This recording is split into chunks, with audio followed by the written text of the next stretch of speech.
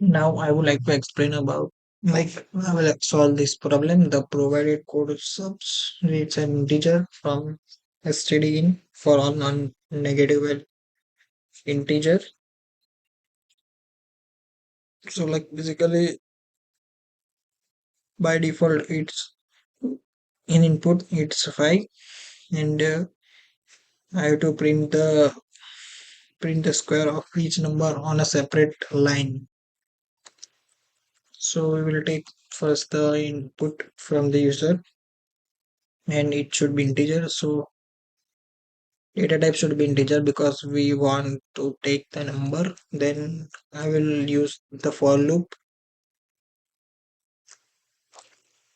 So it iterates every number and generate in square. Like for I in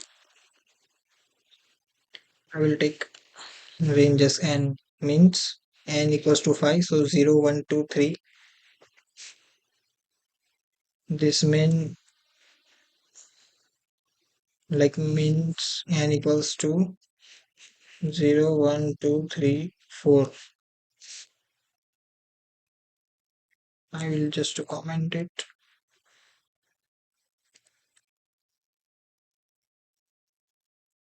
Then I will like to print I